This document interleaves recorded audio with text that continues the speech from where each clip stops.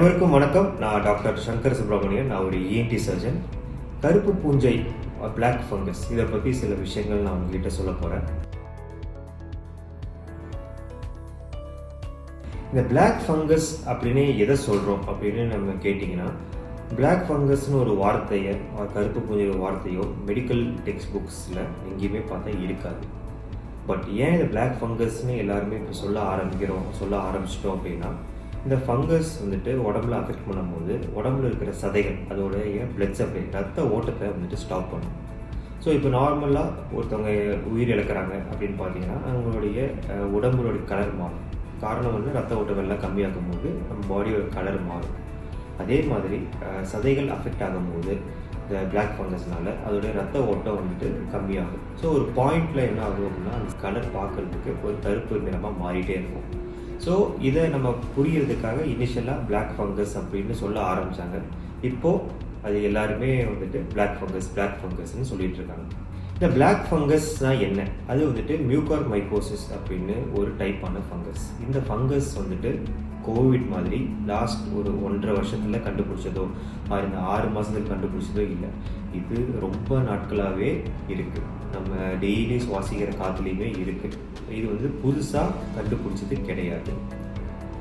என்ன ஒரே ஒரு வித்தியாசம் அப்படின்னா, கோவிடுக்கு வர்றதுக்கு முன்னாடி இது யாரெல்லாம் மெயினாக அஃபெக்ட் பண்ணும் அப்படின்னு நம்ம பார்த்தோம்னா, உடம்புல எதிர்ப்பு சக்தி கம்மியாக இருக்கிறவங்களுக்கு இந்த பிளாக் ஃபங்கஸ் நோய் வந்துட்டு பாதிக்கிறதுக்கான சான்சஸ் நிறையா இருக்குது. எக்ஸாம்பிள் அப்படின்னு பார்த்தீங்கன்னா, இப்போ கிட்னி டிரான்ஸ்பிளான்ட் பண்ணுறாங்க. ஸோ கிட்னி டிரான்ஸ்பிளான்ட் பண்ணிவிட்டு அந்த பாடி ரியாக்ஷன்ஸை ஃபஸ்ட்டு கம்மி பண்ண ஸ்டீராய்ட்ஸ், மற்ற மாத்திரைகள், மற்ற மருந்துகள்லாம் கொடுப்பாங்க. இந்த மருந்துகள் என்ன பண்ணும் அப்படின்னா, உடம்போட எதிர்ப்பு சக்தியை கம்மி பண்ணும். அதே மாதிரி HIV, எய்ட்ஸ் நோயால் பாதிக்கப்பட்டு அதோடைய முத்தின ஸ்டேஜில், கடைசி ஸ்டேஜில் பார்த்தீங்கன்னா உடம்போட எதிர்ப்பு சக்தி ரொம்ப கம்மியாகிடும். அந்த சமயத்தில் இந்த பிளாக் ஃபங்கஸ் அஃபெக்ட் ஆகிறதுக்கான சான்சஸ் நிறையா இருக்குது. கேன்சர், ஸோ கேன்சருக்காக ட்ரீட்மெண்ட் எடுப்பாங்க. அதுக்கு ட்ரீட்மெண்ட் பண்ணினா ரேடியேஷன் சொல்லுங்கள், கதிர்வீச்சு தெரப்பி. அதுக்கப்புறம் இப்போ அந்த கேன்சர் ட்ரீட்மெண்ட் முடிஞ்சதுக்கப்புறமும் பாடி வந்துட்டு பழைய நிலைமைக்கு வரதுக்கு டைம் ஆகும். ஸோ அந்த சமயத்தில் நம்மளுடைய பாடியோட எதிர்ப்பு சக்தி வந்துட்டு கம்மியாக இருக்கும். அப்பையும் இந்த பிளாக் ஃபங்கஸ் அஃபெக்ட் ஆகிற சான்சஸ் நிறையா இருக்குது. ஸோ பேசிக்காக என்ன சொல்ல வரோம் அப்படின்னா, உடம்போட எதிர்ப்பு சக்தி கம்மியாக இருக்கிறவங்களுக்கு இந்த பிளாக் ஃபங்கஸ் பாதிக்கிறதுக்கான வாய்ப்புகள் அதிகமாக இருக்குது. இந்த கோவிடில் எதனால இந்த பிளாக் ஃபங்கஸ் அதிகமாக அஃபெக்ட் பண்ணிகிட்ருக்கு, இப்போ லாஸ்ட் ஒரு 1 மந்த்தாக ஏன் ரொம்ப அதிகமான கேசஸ் வந்துட்டுருக்கு அப்படின்னு காரணங்கள் இன்னும் தெளிவாக தெரியவில்லை. டாக்டர்ஸ் நாங்கள் என்ன ஃபஸ்ட்டு நாங்கள் திங்க் பண்ண ஆரம்பித்தோம். இப்போ என்னென்ன பாசிபிளான ரீசன்ஸ் பார்த்தீங்கன்னா, முதல்ல இந்த ஸ்டீராய்ட் தெரப்பின்னு சொல்கிறது. ஸோ நான் ஆல்ரெடி சொன்ன மாதிரி கோவிடில் மெயினாக அஃபெக்ட் ஆகிற உறுப்பு வந்து பார்த்திங்கன்னா நம்மளுடைய நுரையீரல், லங்ஸ். இந்த கோவிட் வந்து லங்ஸ் அஃபெக்ட் பண்ணுறதுக்கு, குறைக்கிறதுக்கு நம்ம ஸ்டீராய்ட்ஸ்னு அப்படி ஒரு மருந்து தான் ஒரு எஃபெக்டிவான ட்ரீட்மெண்ட்டை நம்ம கன்சிடர் பண்ணிகிட்டு இருக்கோம். ஸோ இந்த ஸ்டீராய்ட்ஸ் ஒரு பக்கம் கோவிடோட வீரியத்தை குறைச்சாலும், இன்னொரு பக்கம் நம்ம உடம்போட எதிர்ப்பு சக்தியை கம்மி பண்ணும். இது ஒரு point. Already sugar patients, diabetes இருக்கிற பேஷண்ட்ஸுக்கு எதிர்ப்பு சக்தி கொஞ்சம் கம்மியாக தான் இருக்கும். முன்னாடியே பார்த்துருப்பீங்க. ஸோ காலில் ஒரு புண்ணு, ஏதாச்சும் ஒரு உடம்புல எங்கேயாச்சும் ஒரு புண்ணு ஏற்பட்டாலும் அந்த புண்ணு ஆறுதுக்காக டைம் வந்து ரொம்ப நேரம் ஆகும். சுகர் அன்கண்ட்ரோல்டாக ரொம்ப அதிகமாக இருக்கிறவங்களுக்கு. சில பேருக்கு வந்துட்டு அந்த புண்ணு ஆறாமல் அல்சர் ஃபார்ம் ஆகி விரல் வெட்டுறதோ அந்த மாதிரி நிலைமைகள் போயிருக்கு. காரணம், சுகர் அதிகமாக இருக்கிறவங்களுக்கு எதிர்ப்பு சக்தி கம்மியாக இருக்கிறனால இன்ஃபெக்ஷன் வந்தாலும் அதை சமாளிக்கக்கூடிய தன்மை நம்ம உடம்புக்கு இல்லை. ஸோ இந்த டயபெட்டிஸ் இருக்கிற பேஷண்ட்ஸ்க்கு இப்போ கோவிட் வந்தால் அவங்களுக்கு நம்ம ஸ்டீராய்டு தான் கொடுத்தாகணும். ஸோ இந்த ஸ்டீராய்டு கொடுக்குறப்போ சுகர்ஸ் லெவல்ஸ் அதிகமாகும். ஸோ ஒரு பக்கம் சுகர்ஸ் லெவல் அதிகமாக இருக்குது, இன்னொரு பக்கம் நம்ம உடம்போட எதிர்ப்பு சக்தி கம்மியாக இருக்குது. ஸோ இதை ரெண்டும் சேர்க்கும்போது இந்த பிளாக் ஃபங்கஸ் வரக்கான சான்சஸ் அதிகமாக இருக்குது. ஸோ அது ஒரு காரணமாக பார்க்கணும். இன்னொரு காரணம் என்னவா இருக்கும் அப்படின்னா, போன வருஷம் பார்த்திங்கன்னா போன வருஷத்தோட இந்த தடவை கேசஸ் அதிகமாக இருக்குது. ஸோ அது ஒரு காரணம்.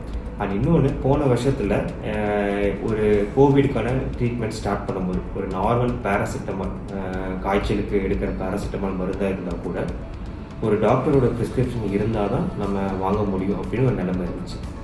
பட் கோவிடோட ட்ரீட்மெண்ட் எல்லாருக்கும் இப்போ தெரியறதுனால இந்த வருஷம் ஸ்டார்டிங்கே வந்துட்டு மக்கள் வந்துட்டு அவங்களே போய் ஸ்டீராய்ட்ஸ் வாங்கி சாப்பிட்றனாலே ஒன் ஆஃப் த பாசிபிள் ரீசன்ஸாக இருக்கலாம்.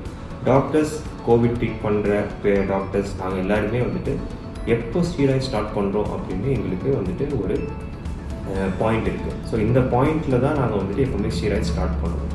ஸோ முன்னாடியே ஸ்டீராய்ட்ஸ் ஆரம்பிக்கிறவங்களுக்கு அதே சொன்ன மாதிரி அவங்களுக்கு ஒருவேளை சுகர் இருக்கிற பேஷண்ட்ஸ் இந்த மாதிரி டாக்டர்ஸை கன்சல்ட் பண்ணாமல் ஸ்டீராய்ட்ஸ் எடுக்க ஆரம்பிச்சிட்டாங்கன்னா அவங்களுக்கு சுகர்ஸ் லெவல் வந்துட்டு நார்மலாக இருக்கிறத ரொம்ப அப்நார்மலாக ஹை ஆகிடும்.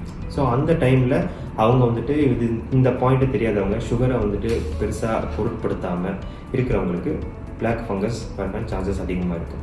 இன்னொன்று சொல்லப்படுறது, ஆனால் இதுக்கு எதுவும் ப்ரூஃப் இல்லை, ஆக்சிஜன் நம்ம சுவாசிக்க அந்த ட்ரீட்மெண்ட், கோவிட் ட்ரீட்மெண்ட் ஆக்சிஜனில் அதில் ஏதாச்சும் கண்டாமினேஷன் இருந்துச்சுன்னா வரக்கான சான்சஸ் இருக்குதுன்னு சொல்கிறாங்க. இன்னும் ஸ்டடீஸ் போயிட்டுருக்கு, இன்னும் தெரியல. அண்ட் ரீசெண்டாக நிறைய பேர் சொல்கிறது என்ன அப்படின்னா, இந்த மாஸ்க் யூஸ் பண்ணுறவங்க, எஸ்பெஷலி இந்த கிளாத் மாஸ்க் யூஸ் பண்ணுறவங்க, ஒரே மாஸ்க்கை வந்துட்டு ஒரு 4-5 நாள் யூஸ் பண்ணி வாஷ் பண்ணாமல் அப்படியே யூஸ் பண்ணுறவங்க, சில பேர் அந்த மாஸ்க்லேயே வந்துட்டு இருமுவாங்க, தும்முவாங்க. ஸோ அந்த மாஸ்க் ஈரமாகும் போது உங்களுக்கு தெரியும், ஒரு ஈரமான பொருளில் எப்போவுமே ஈரமான துணியை இதே மாதிரி ரொம்ப நாளாக போய் வச்சுருந்தீங்கன்னா அதில் ஃபங்கஸ் வரக்கான சான்சஸ் இருக்குது. ஸோ இந்த மாஸ்க் அப்படியே யூஸ் பண்ணிகிட்டே இருக்கும்போது இவங்களுக்கு பிளாக் ஃபங்கஸ் வரக்கான சான்சஸ் அதிகமாக இருக்கும் அப்படின்னு சொல்லுவாங்க. இதெல்லாம் பாசிபிள் ரீசன்ஸ். ஸோ ஏன் இதை வந்துட்டு இப்போ ரொம்ப எல்லாரும் பயப்படுறாங்க அப்படின்னா இதோடைய வீரியம் தான். பிளாக் ஃபங்கஸ் இப்பயே நான் சொல்கிறேன், திருப்பி நான் சொல்லுவேன், இந்த பிளாக் ஃபங்கஸ் எல்லாரையும் அஃபெக்ட் பண்ணாது. இது கோவிட் மாதிரி இல்லை. கோவிட்னா யாராக வேணாலும் அஃபெக்ட் பண்ணலாம். அது வந்துட்டு தொற்று, அதாவது ஒருத்தவங்க கிட்ட இருந்து இன்னொருத்தவங்க கிட்ட பரவக்கூடிய தன்மை உள்ளது கோவிட். இந்த பிளாக் ஃபங்கஸ் அப்படி சொல்கிற மியூகார்மைகோசிஸ் இது பரவாது. ஒரு மனுஷனுக்கும் இன்னொரு மனுஷனுக்கும் பரவாது. That is first point. So எல்லாருக்குமே இந்த ஃபங்கஸ் வராது. ஒருவேளை வந்துருச்சுன்னா அவங்களுடைய மற்ற கண்டிஷன்ஸ் பார்ப்போம். ஸோ இது உடம்பு கண்டிஷன் நல்லா இருக்குது அப்படின்னா அவங்களுக்கு இதோடைய குணமாகிற தன்மை சான்சஸ் அதிகமாக இருக்குது. ஒருவேளை அவங்களுடைய எதிர்ப்பு சக்தி ரொம்ப கம்மியாக இருந்து அவங்களும் ரொம்ப உடம்பு வந்துட்டு கொஞ்சம் முடியாமல் இருக்காங்க அப்படின்னா அப்போ இதோட வீரியம் ரொம்ப அதிகமாக இருக்கும், அதோடைய காம்ப்ளிகேஷன்ஸும் அதிகமாக இருக்கும். ஸோ இதோட அறிகுறிகள், சிம்டம்ஸ் அப்படின்னு நம்ம பார்த்தோம் அப்படின்னா ஸ்டார்டிங் ஸ்டேஜ், ரொம்ப ஸ்டார்டிங் ஸ்டேஜில் ரொம்ப நார்மல் சிம்டம்ஸாக இருக்கும். எப்படி போன வருஷம் நீங்கள் வந்துட்டு கோவிடுக்கு என்ன சிம்டம்ஸ் அப்படின்னு கேட்டிங்கன்னா தும்மல் வருது, காய்ச்சல் வருது, உடம்பு வலி. இது நீங்கள் அப்போ எல்லாருமே என்ன நினச்சோம் விட என்னடா இது நார்மல் காய்ச்சலுக்கு இந்த மாதிரி தான் வரும். ஸோ கிட்டத்தட்ட இந்த பிளாக் ஃபங்கஸோடைய ஸ்டார்டிங் ஸ்டேஜ்லேயே வந்துட்டு இந்த மாதிரி சிம்டம்ஸாக இருக்கும். ஸோ இது மெயினாக 3 உறுப்பு தான் ரொம்ப காமனாக பாதிக்கும். ஒன்று வந்துட்டு மூக்கு, இன்னொன்று கண், இன்னொன்று மூளை. இதுதான் மோஸ்ட் காமன். அதுலேயுமே ஃபஸ்ட்டு ஸ்டேஜ் அப்படின்னு சொல்கிற ஸ்டேஜில் வந்துட்டு மூக்கு சம்மந்தப்பட்டதான். ஸோ மூக்கில் என்ன மாதிரி சிம்டம்ஸ் வரலாம் அப்படின்னா மூக்குலேருந்து நார்மலாக ஜலதோஷம் பிடிக்கிறது, மூக்குலேருந்து தண்ணி மாதிரி ஒழுகிறது, அந்த தண்ணி சளி மாதிரி வருது வந்துட்டு ஒரு கருப்பு கலரில் ஒரு கலர் மாறி வரலாம், ஆர் ஒரு ஸ்மெல் வரலாம், சம்டைம்ஸ் மூக்கு அடைப்பு வரலாம், ஆர் இந்த இடத்துல கண்ணம் ரீசனில் கொஞ்சம் வீக்கமாக இருக்கலாம். இது ஏர்லி சிம்டம்ஸ். சில பேருக்கு மூக்குலேருந்து ரத்தம் வரலாம். ரெண்டாவது என்ன, நம்ம கண்ணை பொறுத்த வரைக்கும் பார்த்தீங்கன்னா கண்ணில் வந்துட்டு ரொம்ப சிவப்பாகிறது. ஒரு கண்ணு மட்டும் பார்த்தா நார்மலாக ஒரு தூசி பட்டு கண் சிவக்கிறதுக்கும் இப்படி சிவக்கிறதுக்கும் வந்துட்டு உங்களுக்கு நல்லாவே வித்தியாசம் எல்லாருக்குமே தெரியும். அந்த சிவப்பு தன்மை, அந்த ரெட்னஸ் என்ன மாதிரி ஒரு தன்மை இருக்குன்னா அப்படியே அது இன்க்ரீஸ் ஆகும். ஸோ ஃபார் எக்ஸாம்பிள் காலையில் வந்துட்டு கண்ணு கொஞ்சம் சிவந்து போய் இருக்குது, சரி நீங்கள் வெயிட் பண்ணலான்னு பார்க்கும்போது மத்தியானம் ஈவினிங்குள்ளேயே அந்த சிவந்து போகிறது வந்துட்டு ரொம்ப நல்லா இன்க்ரீஸ் ஆகிருக்கும். உங்களுக்கு 2 கண்ணு பார்த்தா ஒரு கண் நல்லாவே சிவந்துருக்கு, நீங்கள் யார் வேணாலும் பார்த்தாலே சொல்லிடுவாங்க. அது ஒன்று. ரெண்டாவது வந்துட்டு கண்ணிலேருந்து தண்ணி வந்துட்டு இதுவும் நார்மல் சிம்டம் தான். பட் உங்களுக்கு வந்துட்டு ஒரு நல்லாவே ஒரு அப்நார்மல் ஒரு டிஃப்ரென்ஸ் இருக்கிற மாதிரி தெரியும். நார்மலாக இல்லையே இன்றைக்கி ஏன் கண்ணில் தண்ணி வருது, அப்புறம் கண்ணை சுற்றி வலி, ஸோ அதுக்கப்புறம் தலைவலி. இதெல்லாம் காமன் சிம்டம்ஸ் இந்த பிளாக் ஃபங்கஸ் பொறுத்த வரைக்கும். ஒன்ஸ் அட்வான்ஸ் ஸ்டேஜில் போகிற வரைக்கும் நம்மளுடைய கண் பார்வை வந்துட்டு கொஞ்சம் மங்கலாகிறது, ஒரு பாயிண்டில் வந்துட்டு கண் கொஞ்சம் வெளில வர மாதிரி இருக்குது. இதெல்லாம் ரொம்ப அட்வான்ஸ் காம்ப்ளிகேஷன். ஆனால் இந்த இனிஷியல் சிம்டம்ஸ்லேயே எனக்கு தெரிஞ்சு 90% ஆர் 95% ஆஃப் த பேஷண்ட்ஸ் வந்துட்டு டாக்டர்ஸ் கிட்ட, ஏதாச்சும் ஒரு டாக்டர் கிட்ட ஒரு கன்சல்டேஷன் வந்துடுவாங்க. ஸோ இதுதான் நார்மலாக நம்ம பார்க்க வேண்டிய அறிகுறிகள், சிம்டம்ஸ். சஜஸ்ட் பண்ணுறோம் அப்படின்னா, இப்போ நீங்கள் கோவிடால் அஃபெக்ட் ஆகிருக்கீங்க அண்ட் கோவிடில் உங்களுக்கு ஸ்டீராய்ட்ஸ் ட்ரீட்மெண்ட் கொடுத்துருக்காங்க. ஸ்டீராய்ட்ஸ் வந்துட்டு ஒரு ட்ரீட்மெண்ட்டாக கொடுத்துருக்காங்க.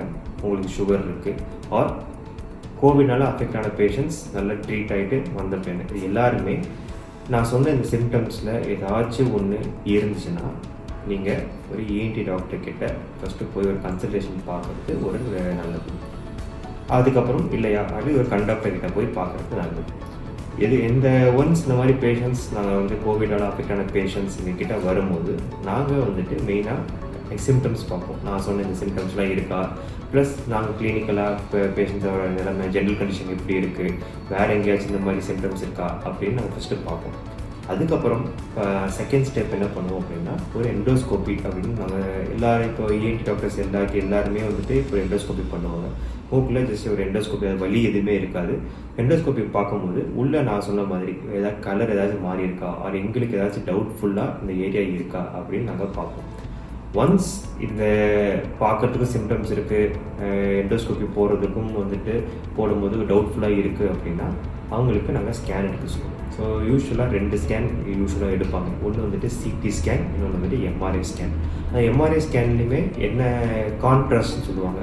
ஸோ உங்களுக்கு ஒரு மருந்து ஏற்றிட்டு அதுக்கப்புறம் MRI ஸ்கேன் எடுப்பாங்க. ஸோ இந்த டெஸ்ட்டு எல்லாமே பண்ணும்போது நமக்கு ஒரு ஐடியா கிடச்சிரும். ஓகே, இது நம்மளுக்கு இந்த பிளாக் ஃபங்கஸ் இருக்கான சான்சஸ் இருக்கா இல்லையா. அகெயின் இது வந்துட்டு இருக்கிறதுக்கான வாய்ப்புகள் அதிகமாக இருக்குது தான் சொல்ல முடியும், தவிர கன்ஃபர்மேஷனாக நம்ம சொல்ல முடியாது. ஸோ ஒருவேளை இதெல்லாம் பார்த்துட்டு ஓகே உங்களுக்கு பிளாக் ஃபங்கஸ் இருக்கான சான்சஸ் அதிகமாக இருக்குது அப்படின்னா நம்ம வந்து நெக்ஸ்ட் ஸ்டெப் என்ன பண்ணுவோம் கேட்டிங்கன்னா ஒரு பயாப்சி எடுப்போம். ஸோ மூக்கில் அந்த ஸ்கேன் பார்த்துட்டு எந்த ஏரியாவில் ரொம்ப டவுட்ஃபுல்லாக இருக்கோ அந்த ஏரியாவிலேருந்து பயாப்சி எடுக்கும், சத பரிசோதனை பண்ணும். அந்த சத பரிசோதனை வர்றதுக்கு கண்டிப்பாக ஒரு மினிமம் ஒரு 2-3 நாள் ஆகும். ஸோ அதோட ரிசல்ட்ஸை பேஸ் பண்ணி நம்ம ட்ரீட்மெண்ட் என்னவான்னு பிளான் பண்ணணும். வந்துட்டு நம்ம ஸ்டார்டிங்லேருந்து பேஷண்ட்ஸ் வராங்க, அவங்களுக்கு பார்க்குறப்போ சரி, இன்வெஸ்டிகேஷன்ஸ் பண்ணும்போது சரி, அவங்களுடைய ஜென்ரல் கண்டிஷன் நல்லா இருக்குது, பெருசாக சிம்டம்ஸ் வந்து ரொம்ப ப்ரோக்ரஸ் ஆகலை அப்படின்னு இருக்கிறவங்களுக்கு இந்த மெத்தட்.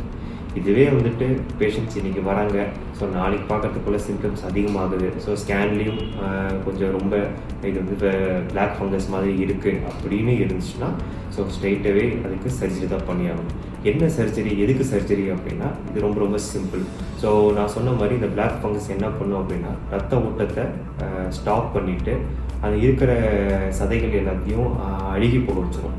ஸோ ஒன்ஸ் அந்த ஸ்டேட் வந்துடுச்சுன்னா அது நம்ம மருந்து கொடுத்தாலும் வேலை செய்யாது. எப்போவுமே நம்ம கொடுக்க போகிற மருந்து வேலை செய்கிறதுக்கு அந்த வேலை செய்கிற இடத்துல ரத்த ஓட்டம் நல்லா இருக்கணும், அதோட கண்டிஷன்ஸ் நல்லா இருக்கணும்.